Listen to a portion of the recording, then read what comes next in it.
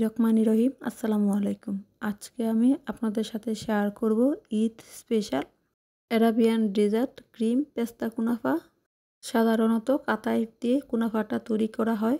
আমাদের দেশে যেহেতু কাতাইফটা নাই, তাই লাচ্ছা সেমাই দিয়ে কুনাফাটা তৈরি করব। আর এই কুনাফাটা কিন্তু তৈরি করা খুবই সহজ, খেতেও আলহামদুলিল্লাহ অনেক বেশি মজার। আর এই কুনাফাটা কিন্তু আপনাদের ওভেনেও তৈরি করতে হবে না, খুবই সহজভাবে আপনারা চুলায় তৈরি করতে পারবেন। তো চলুন দেখে নেওয়া যাক কীভাবে কুনাফাটা তৈরি করতে হয়। কুনাফা তৈরি করার জন্য প্রথমে আমাদের চিনির শিরা তৈরি করতে হবে। চিনির শিরা তৈরি করার জন্য দিয়ে দেব 1/2 কাপ পানি। এবার এই পানির মধ্যে দিয়ে দিব 1/2 কাপ আরও 1/4 কাপ চিনি। চিনিটা দিয়ে দেওয়ার পর এবার এর মধ্যে দিয়ে দিব একটা এলাচ। এলাচটা দিয়ে দেওয়ার সময় এলাচের মুখটা খুলে তারপরে দিয়ে দিবেন। এবার এর মধ্যে দিয়ে দিব 1/2 চা চামচ লেবুর রস। এলাচের পরিবর্তে এলাচের গুঁড়াও দিতে পারবেন। এবার খুব ভালো করে নেড়ে চেড়ে মিশিয়ে নিব আর একটা বলক আসা পর্যন্ত অপেক্ষা করব। এবার চিনির শিরাটাকে গড়িয়ে ধরে 4 মিনিটের মতো জাল করে নিতে হবে। যখন চিনিটা গলে গিয়ে খুব ভালো করে চিনির শিরার মধ্যে বলক চলে আসবে, তখন চুলা থেকে এই চিনির শিরাটাকে নামিয়ে নিতে হবে। এবার চুলায় অন্য একটা প্যান বসিয়ে দিয়ে দিব 3 টেবিল চামচ গলানো ঘি। ঘিয়ের পরিবর্তে বাটার দিয়েও এই কুনাফাটা তৈরি করতে পারবেন, তবে তেল দিয়ে তৈরি করলে কিন্তু কুনাফাটা খেতে ভালো লাগবে না। এবার এর মধ্যে দিয়ে দিব 300 গ্রাম লাচ্ছা সেমাই। লাচ্ছা সেমাইগুলো দিয়ে দেওয়ার পর চুলার আঁচ লোতে রেখে কিছুক্ষণ সময় নিয়ে নেড়ে চেড়ে ঘিয়ের মধ্যে সেমাইগুলোকে গোল্ডেন ব্রাউন করে ভেজে নিতে হবে। এই পর্যায়ে সেমাইগুলোকে গোল্ডেন ব্রাউন করে ভেজে নিয়েছি। এবার এই সেমাইগুলোকে চুলা থেকে নামিয়ে নিব।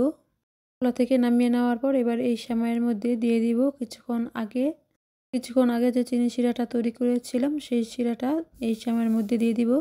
এখানে সেমাইটা গরম থাকতে হবে আর চিনি শিরাটা কিন্তু ঠান্ডা থাকতে হবে।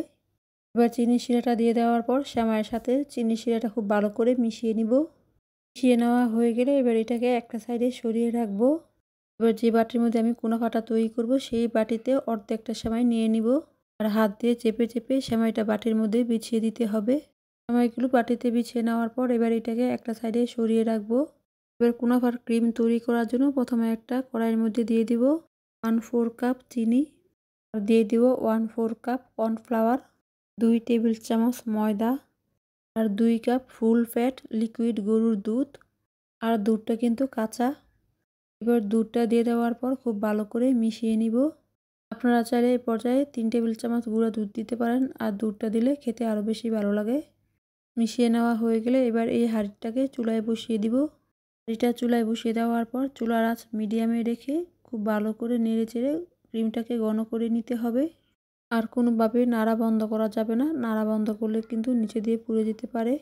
যখন দুধের এই ক্রিমটা ঘন হয়ে যাবে, তখন এর মধ্যে দিয়ে দিব 1 টেবিল চামচ বাটার। বাটারের পরিবর্তে ডানো ক্রিম অথবা 1/4 কাপ দুধের সরও দিতে পারবেন। এবার এর মধ্যে দিয়ে দিব 1/2 চা চামচ ভ্যানিলা এসেন্স।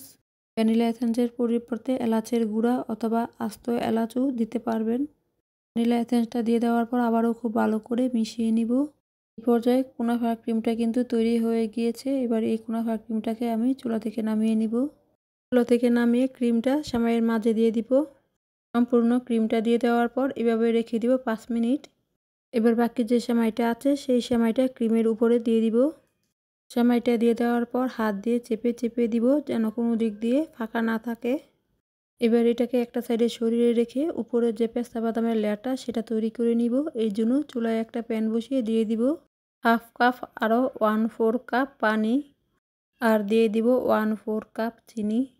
এবার চিনিটা দিয়ে দেওয়ার পর খুব ভালো করে নেড়ে চেড়ে মিশিয়ে নিতে হবে আর অপেক্ষা করতে হবে চিনিটা গলে গিয়ে যখন একটা বলক চলে আসে। চিনিটা গলে গিয়ে যখন ভালো করে বলক চলে আসবে, তখন এর মধ্যে দিয়ে দিব 1/2 কাপ সুজি। সামান্য পরিমাণের লবণ দিয়ে চুলার আঁচ লোতে রেখে নেড়ে চেড়ে খুব ভালো করে সুজিটাকে মিশিয়ে নিতে হবে। নাড়তে নাড়তে যখন সুজিটা ঘন হয়ে যাবে, তখন এর মধ্যে দিয়ে দিব 1/2 কাপ পেস্তা বাদামের গুঁড়া। এখানে আমি 1/2 কাপ পেস্তা বাদাম নিয়ে ব্লান্ডারে গুঁড়া করে নিয়েছি। পেস্তা বাদামের গুঁড়ার পরিবর্তে পেস্তা বাদামের কুচিও দিতে পারবেন।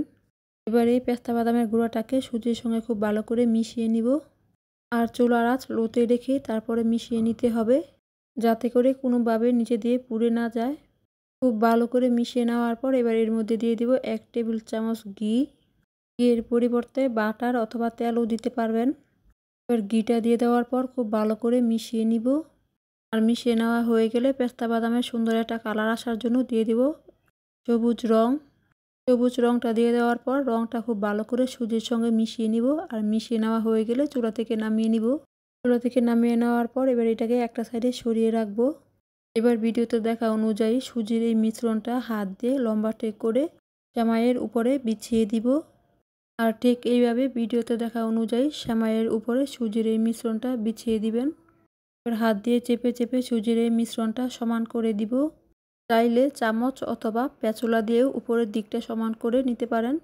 সমান করে নেওয়ার পর স্বাভাবিক তাপমাত্রায় খুব ভালো করে কুনাফাটা ঠান্ডা করে নিতে হবে। এবার ছুরি দিয়ে কুনাফাটা স্কোয়ার শেপ করে কেটে নিব। কুনাফাটা কেটে নেওয়ার পর পেস্তা বাদাম দিয়ে সাজিয়ে নিব। তৈরি হয়ে গেল অ্যারাবিয়ান ডেজার্ট ক্রিম পেস্তা কুনাফা। কুনাফাটা দেখতে যেমন সুন্দর, খেতেও আলহামদুলিল্লাহ অনেক বেশি মজার।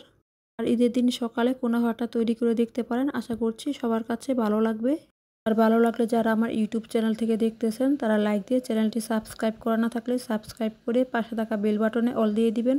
এতে করে আমি কোনো রেসিপি পাঠালে সবার আগে আপনারা দেখতে পারবেন। আর যারা আমার চ্যানেলটি সাবস্ক্রাইব করেছেন তাদেরকে অসংখ্য ধন্যবাদ। আর আমার রেসিপিগুলো আপনাদের কাছে ভালো লেগে থাকলে আপনাদের পরিবার এবং বন্ধুদের সাথে শেয়ার করতে ভুলবেন না। আর যারা আমার ফেসবুক পেজ থেকে দেখতেছেন তারা লাইক দিয়ে পেজটি ফলো দিয়ে দিবেন। আজকের মতো এতটুকুই। সবাই ভালো থাকবেন। আল্লাহ হাফেজ।